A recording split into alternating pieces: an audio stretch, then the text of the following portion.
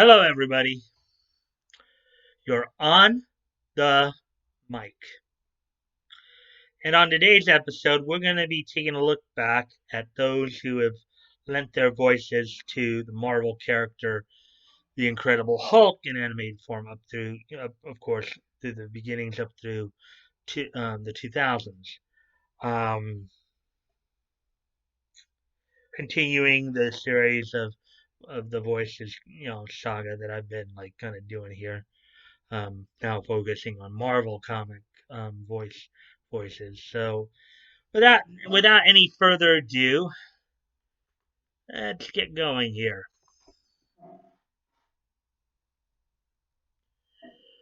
Okay, so the Incredible Hulk made his debut in television in 1966 as part of the Marvel Superheroes show series that was produced by Grant Lee Lawrence Animation. I've, of course, been talking a lot about this lately. So back in 1966, the Marvel superhero show was a cartoon that ran for 5 days a week, and on each day they would feature a different hero. On Mondays it was Captain America, Tuesdays Iron Man, Wednesdays the Incredible Hulk, Thursdays Thor, and then Friday Namor the Submariner. Hence the order I'm going in here. Um, these shows were done as like stop action style comic animation. For the time, they probably looked pretty good. Kind of interesting how they would bring comics to life that way. That was a neat way to do it.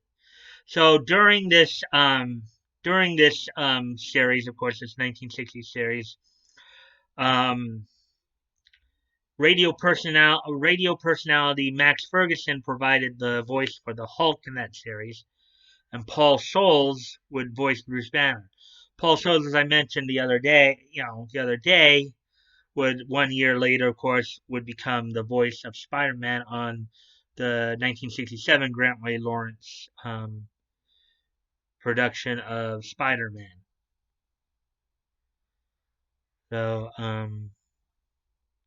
so that was back in the 1960s, and then move ahead to the 1980s on the 1982-83 Incredible Hulk series, which was part of a combined hour of action with Spider-Man and his amazing friends. Um, the Hulk, of course.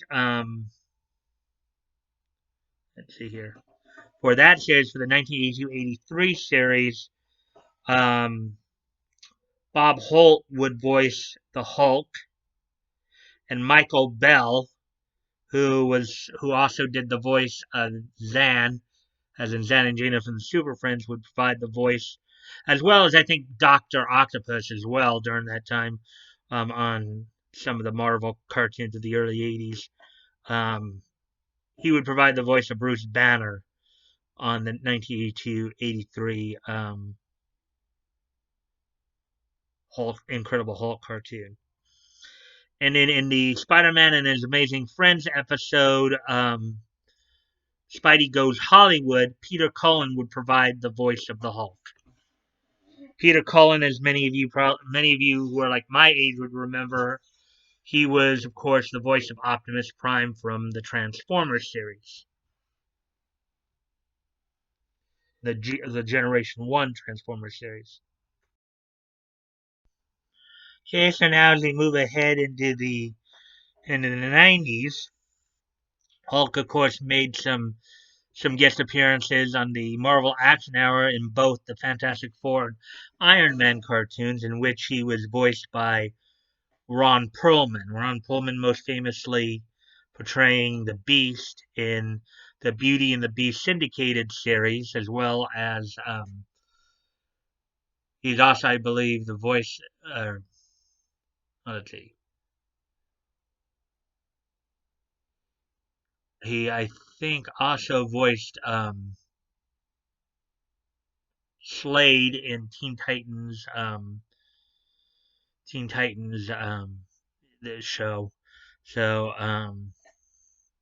So yeah, he portrayed the Hulk in his guest appearances on Fantastic Four and Iron Man as part of the Marvel Action Hour. Um,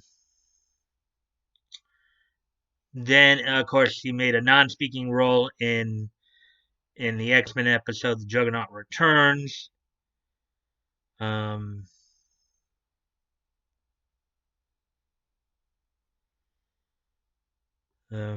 let's see. Then in 1996-97, he got his own show by Marvel and Saban Entertainment, in which Neil McDonough would provide the voice of Bruce Banner, and Lou Ferrigno, the TV Hulk, would provide the voice for the Hulk in this series, with Michael Donovan coming in to portray the voice of the Gray Hulk. Michael Donovan, probably one of the more well-known roles I remember him from was as Sabretooth from X-Men Evolution.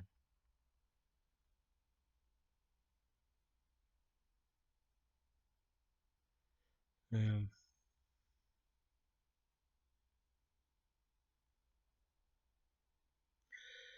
and then in 1999, in the Avengers United States, oh, he doesn't actually make a speaking appearance there. His painting is shown in in with other former Avengers. Then we move into the 2000s here. The Incredible Hulk makes an appearance on Fantastic Four: World's Greatest Heroes, on the episode titled Hard Knocks, which happened in 2006. Bruce Banner's voice being provided by Andrew Cavadas, and Mark Gibbon providing voice for the Hulk. And then in Wolverine and the X-Men in 2008, the Hulk would appear in the episode Wolverine versus the Hulk, which Bruce Banner was voiced by Gabriel Mann, and the Hulk was voiced by Fred Tatasciore. Uh, then in 2010, in Iron Man Armored Adventures, the Incredible Hulk um, appears in the episode Uncontrollable, with Mark Gibbon reprising his role from his time on Fantastic Four: World's Greatest Heroes. As I recall, Fantastic Four: World's Greatest Heroes and Iron Man Armored Adventures were based on the movies of the time period. And then the Hulk, of course, also appears in the Superhero Squad, with Travis Willingham providing the voice for both the regular Hulk, the Green Hulk, and the Gray Hulk. And that's basically where I'm going to stop it there. As I said, I was just going up through the 2000s. Um, so with that, now that we got all that through, obviously, um,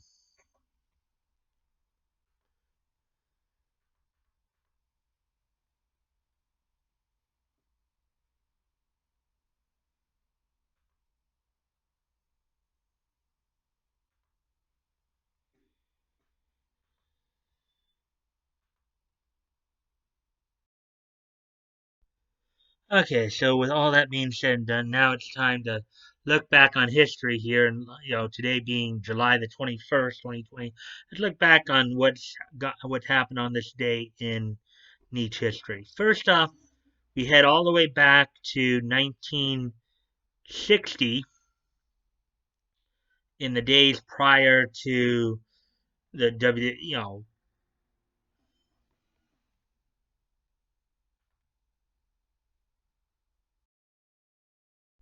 the days prior to the WWE, back in its early days when it was still a part of the National Wrestling Alliance. On this date in 1960, the Fabulous Kangaroos, Al Costello and Roy Heffernan, had defeated the Bastion brothers, Red and Lou Bastion, for the Northeast version of the NWA United States Tag Team titles. These titles would eventually become the Worldwide Wrestling Federation United States Tag Team titles when Vince McMahon Sr., along with Toots Mondt, had parted ways, had withdrew from the NWA and rename the titles, the WWF United States Tag Team titles.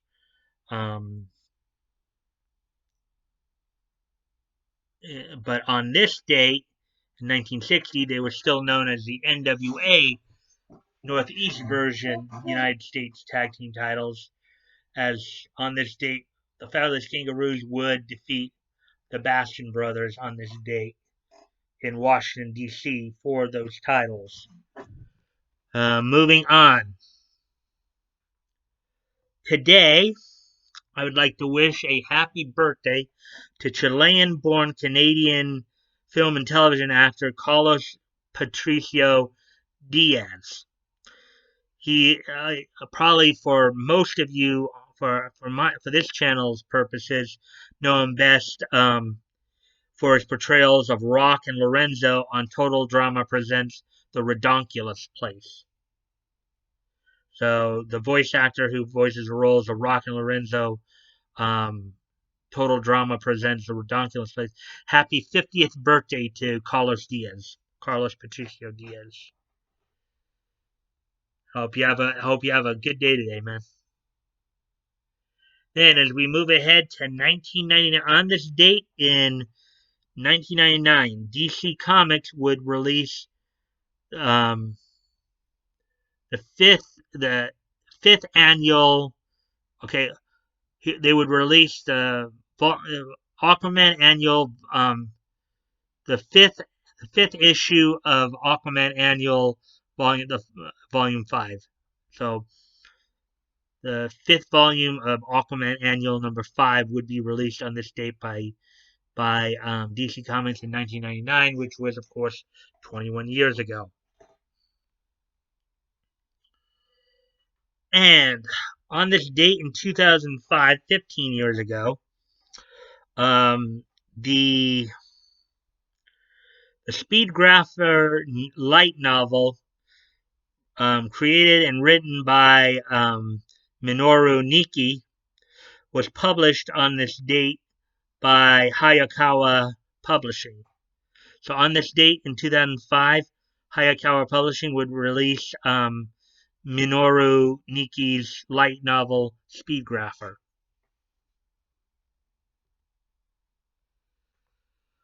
So, with all that being said now,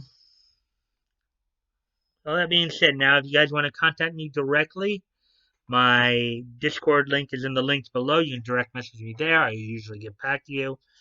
I'm still, of course, promoting a bunch of different dub companies. As you know, as I keep saying, Funimation's not the only game in town. You don't have to put up with their baloney.